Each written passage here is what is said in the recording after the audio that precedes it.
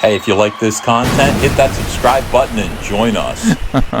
Oh, these rat bastards. Oh, you guys. Welcome to Comic Artist Pro Secrets. You're listening to me, Ethan Van Sciver, 28-year veteran of the comic book industry. And as such, as a creative person myself, I am always on the side of the creative person. I'm always on the side of the people who create things.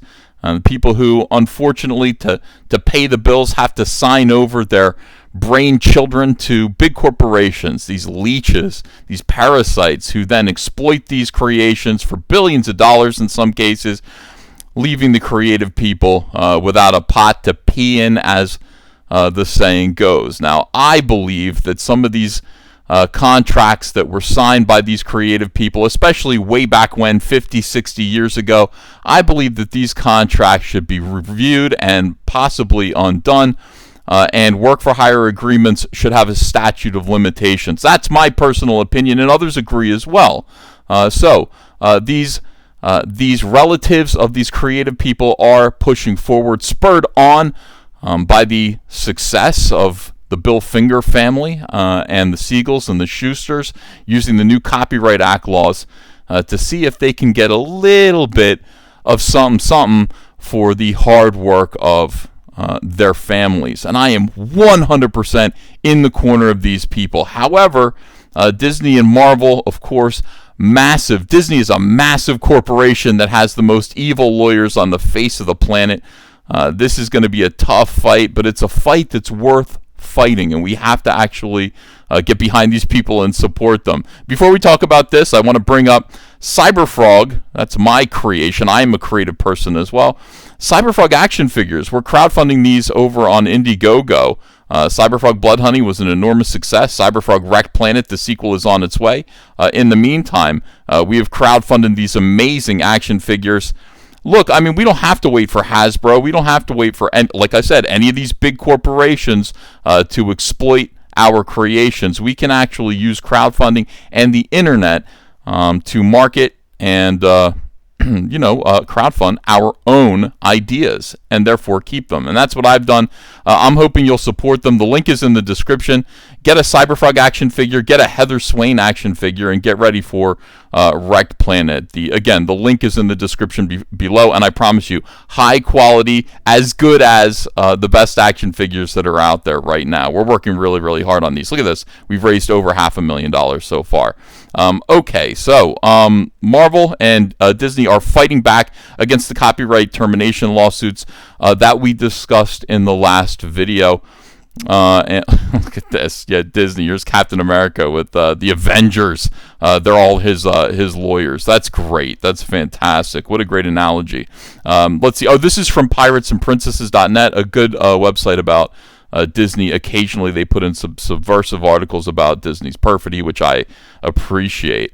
The Marvel Universe faces one of its greatest battles yet. Not Thanos, not Doctor Doom, not even Galactus, but the courtroom, as a number of heirs and estates of former Marvel artists and writers have filed for termination against the media giant, costing Disney full ownership of the characters, and Marvel is fighting back to prevent it. Okay, so these people, Patrick Ditko, who is, it turns out, the nephew of Steve Ditko. We had some bad information in the last article that we read. Patrick Ditko is Steve Ditko's nephew, and the Ditkos are still out there on the convention scene, proud to be related to Steve Ditko, promoting his artwork, promoting his comics. They, of course, they're concerned about securing his legacy and profiting from his work, as they should. I've said before, I've got my own series of creations out there. I've got Cyberfrog, I've got Rainbow the Brute, I've got Fearsome coming up, and I want my kids, should any of these properties blow up and become something that is profitable and part of media in some way, I want my kids to be able to profit from that after I am gone. That is the dream of every comic book creator who has a family. All right, so we got Stan Lee here. We got Jack King Kirby, who hated those commies. You're going to hear all of these SJWs talk about how Jack Kirby would punch a Nazi. And yeah, he would. Jack Kirby was a real guy who would be out in the street. He hated fascism, but he also hated communists. He hated those commies. Over here we got Steve Ditko, who is, these guys, two geniuses. this guy, a little more of a, I mean, he's a genius in and of his, in his own way, but we actually pointed out the other day, we pointed out that, like, basically all Stan Lee did was come up with the name Spider-Man and then hand it over to Steve Ditko to make sense of. Actually, he handed it to Jack Kirby first, who turned in a design that looked just like his Captain America design. And then he turned it over to Steve Ditko, who came up with something else. But weirdly enough, and this is a little bit of an aside, so go with me here. This is from the New York Post. The $1 billion Spider-Man cover-up. Look at this. Does this look familiar? Kind of looks like Spider-Man, right? You're probably thinking, is this some kind of Chinese bootleg version of Spider-Man that's out there? Some kind of cheap ripoff? No. This is from 1954. This is a good 8 years before Spider-Man was created. So that's peculiar, isn't it? Why? Did Marvel nab the idea for its most famous superhero from a popular Brooklyn costume seller? The recently unearthed mask left from a Brooklyn costume maker predates Marvel's first Spider-Man comic by 8 years. None of this might have happened were it not for one unfortunate Spider fan whose boiler broke down. All right, so somebody actually found this costume, and then the whole story came out. This costume is called Spider-Man. Okay, Spider-Man, and it looks very similar, as you can see right here. You see the webs all over. You see this. Look at this. Spider-Man. This costume hung in the window of a costume seller that I believe Stan Lee used to have to walk by every day on the way to work. So there's nothing. Originally, I said Stan Lee came up with the name Spider-Man. I don't know if he did. I don't know if he actually came up with. I hate to do that. I mean, that is very sad. Here is Steve Ditko responding to a fan who wrote in about this. Dear John, the burden of proof is on the person who makes the assertion, claim, charge. Some clipping, blah blah blah. It's not rational proof of anything. It's just some clippings. Regards, Steve Ditko. It's a cursive, and then he handwrites Steve Ditko underneath it. So you get the cursive, and then you get the script there. Is cursive script or is regular printing script? Anyway, so a little defensive, fellas. I'm not so sure that Spider-Man came from the ether. I think they. Turns out they probably saw Spider-Man in a costume shop and said, hey, that's something that we can steal. I mean, frankly, who even knows? Who even understood? Who could have possibly predicted how popular Spider-Man would become in the future? They probably just thought, hey, this is a nice, crummy idea for a comic book that we can put out. And that is, anyway, that's the true sad origin. That is the true sad origin of Spider-Man, isn't it, Stan? Sorry, Steve. Steve Ditko over here.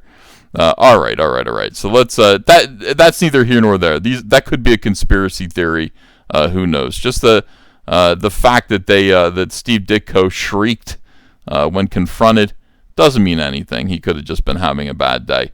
All right, so many notable creators such as Stan Lee, Steve Ditko, Joe Simon, who created Captain America, Jack Kirby, and more, all created numerous characters and storylines for Marvel Comics throughout the 20th century. But as the 21st century moved around, most of these characters moved to the big screen and made bank. But who wrote this? What? Oh, I should have gone to Bounding Into Comics. No offense, pirates and princesses, but I feel like I should have read the Bounding Into Comics version of this article. All right, but the heirs of some of these creators feel like their family is owed some sort of compensation for the characters and have filed for termination both in New York and California. If any of these cases are approved, Disney Marvel could lose. They could loose. See what I'm saying? Oh, all right, we're going to Bounding Into Comics. I'm just trying to switch it up. I don't always want to go to Bounding Into Comics. I try to go to other websites, and this is what I get. All right, so this is the same basic information, and let's find out the way. Let me enjoy the prose of Spencer Bakuli. Spencer Bakuli instead, or Bakuli. Is it Bakuli? Bakuli. Just one day after the public was made aware of the efforts by the estate of Steve Ditko to terminate their copyright claims to Spider-Man and Doctor Strange, Marvel has countersued. Oh, you sneaky! Marvel has countersued both the Ditko estate and a number of creators who have filed similar lawsuits, in an attempt by the publisher to retain their exclusive rights to an extensive number of their iconic characters, including the aforementioned two heroes and multiple Avengers members. Much better, much better. Look at all these Avengers. Look at all this. Look at all this theft. This is just a collection of people's tears as they die on their. People are like, creative people die broke, begging for money on GoFundMe, and this is what they've left behind. This is literally their blood. This is their blood and their tears. Here they all are. Avengers assemble. Deeply impoverished, sad creative people, I guess, cry about it. All right, let me see here. As first reported by the Hollywood Reporter, who claimed to have viewed but did not make public the freshly filed complaints made by attorney Dan Petrocelli on Marvel's behalf, the once renowned member of the comic book Big Two is seeking declaratory relief that these blockbuster characters are ineligible for copyright termination because they were made as works for hire. Now, that is the thing right here. This is going to be the main defense. Works made for hire. That's a work for hire agreement. We signed those. I signed many of them in order to get a paycheck. You turn in some pages for DC or Marvel Comics, and the contract that you sign in order to receive your paycheck every single time. They call it a voucher, but really what it is pure exploitation. The voucher basically says, everything that you create is ours now, sucker. Would you like a few $100? All right, you can have a few $100. Thanks for creating stuff for us that we will exploit for decades into the future, sucker. Enjoy your $400. And that is basically what work for hire is. Yeah, you have to understand that. Most people do understand that. But I think that, this lawsuit is going to ask, is there a limit to that? Are these agreements limited in any way? Should they be? Should work for hire maybe be reevaluated, and maybe something should be done the way the Copyright Act, which sought to remunerate creators who were exploited in more innocent, more naive times, such as the Great Depression. People who turned over their creations to big corporations for peanuts. $180 for Superman. $180. That's what they sold Superman to DC Comics for. Is that fair? All right, so in their legal filing against Iron Man, Thor, and Ant-Man co-creator Larry Lieber, that's Stan Lee's brother, he's still alive. He's 89 years old. Still kicking. Marvel can be seen arguing that since they assigned Lieber stories to write, had the right to exercise creative control over Lieber's contributions and paid Lieber a per-page rate for his contributions. Any contribution made under their instance and expense renders all respective contributions by a given creator as a work made for hire, thus rendering copyright termination laws inapplicable. And I would say that is probably true, and yet take it to court anyhow. It has been decades of exploitation. At some point, this needs to be reviewed, and I believe firmly that work for hire laws should be reevaluated. These work for hire contracts, and there should be some kind of limit to them. There should be. Look at this guy here. Here's Ant-Man. Ant-Man, one of the worst characters ever. I don't know. As a kid, I fantasized about becoming the Hulk. I like the idea of getting so angry that I could Hulk out, become bigger and more badass, and beat up anybody who was bothering me, smash cars, things like that. Never really fantasized about becoming small. I think that's a very weird idea for a superhero. Oh, I have this power fantasy that I wish that I could shrink down and become size of the head of a pin. It doesn't really Ant-Man. That's why the character. That is why Captain Marvel made $1 billion. The stupid Captain Marvel movie with Brie Larson made $1 billion at the box office, and Ant-Man 2 made $700 million. That is the difference. I mean, there is no power fantasy inherent in Ant-Man. Maybe Giant Man, which he can also become, but Captain Marvel actually has. Even though Captain Marvel is a boring ass bland, fake superhero. At least she has superpowers that one might envy. All right, so the publisher further asserts that these cases bear more than a passing similarity to a previous attempt made by the estate of legendary creator Jack the King Kirby to terminate Marvel's copyrights over his various co-creations, including the Fantastic Four, the Hulk, Spider-Man, Thor, and the X-Men, which in 2013 the Second Circuit Court of Appeals determined held no water, since Jack Kirby had created these characters as a work made for hire. Wah, wah. All right, so this has actually had precedent, of course. Same thing may happen again, but I still think creative people should continue to push for this. This is clearly an injustice. Moreover, I would like to recommend the creative people stop working for Marvel and DC. Wow, how about that? Why don't people who have big ideas that could make millions of dollars potentially, ideas that would make the world happy, ideas that would launch the imaginations of young readers into the stratosphere, why don't these people actually save those ideas and publish them themselves? We'll help you here at Comicsgate. That is what we do here. Okay, so this is the law here that is going to try to be stretched over and to cover these work-for-hire agreements as well. The U.S. Copyright Office adds that termination provisions are intended to protect authors and their heirs against unremunerative agreements by giving them an opportunity to share in the later economic success of their works by allowing authors or their heirs during particular periods of time long after the original grant to regain the previously granted copyright or copyright rights. Now that's intended obviously to protect the heirs of the creators of Superman and then Bill Finger, who did so much for Batman, things like that. Situations where people were clearly exploited during a strange time in publishing. Can this be stretched to pull over work-for-hire agreements of the late 1950s and early 1960s? Maybe. We'll see. Who knows?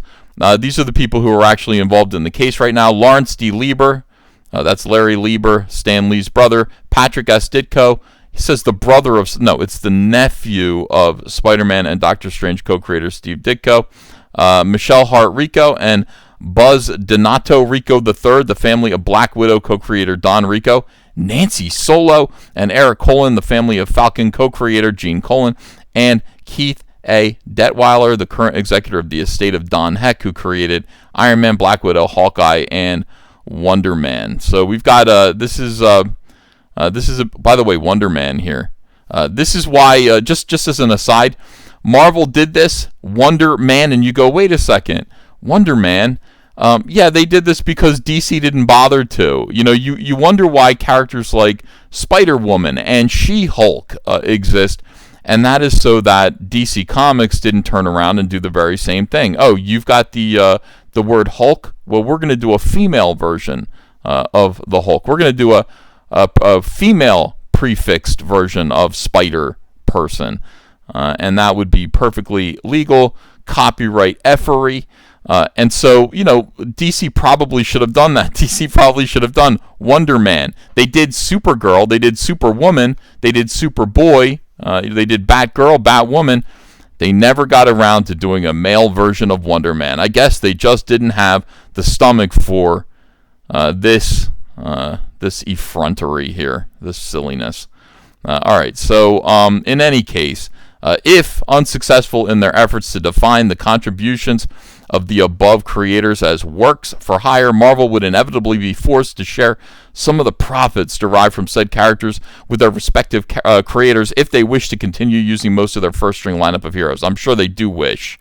However, a legal victory for Marvel, a legal victory for Marvel would both set a worrying precedent for copyright termination law, but also provide Disney with further ammunition to use in their continuing fight. This is coming against the advancement of their characters into the public domain.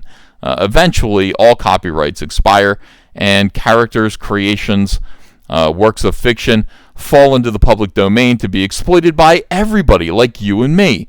pretty soon, Steamboat Willie, the very first Mickey Mouse cartoon, is going to fall into the public domain, and you, if you want to, could make a Steamboat Willie toy or a comic, as long as it, as long as you followed the very specific and strict guidelines to make sure that your version of Steamboat Willie did not bear any resemblance to what Disney turned Mickey Mouse into much later.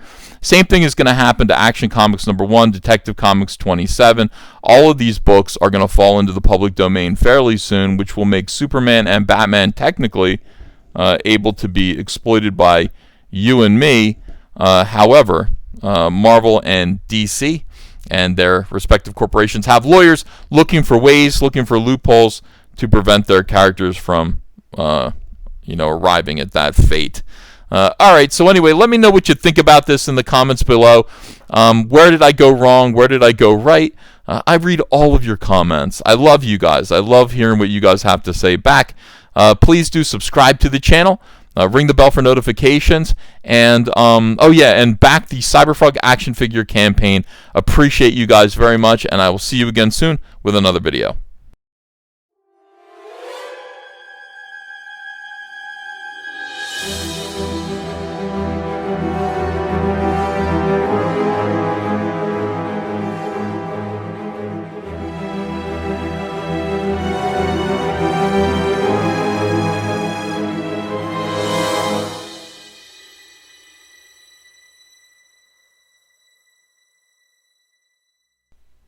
Hey, I got a P.O. box. Want to send me some mail?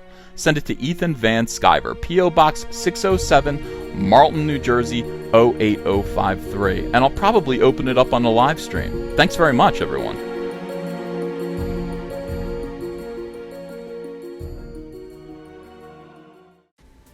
Hey, you want to follow me on Twitter? Are you sure? Well, if so, I'm at Ethan Van Sciver. That's at Ethan Van Sciver. See you there.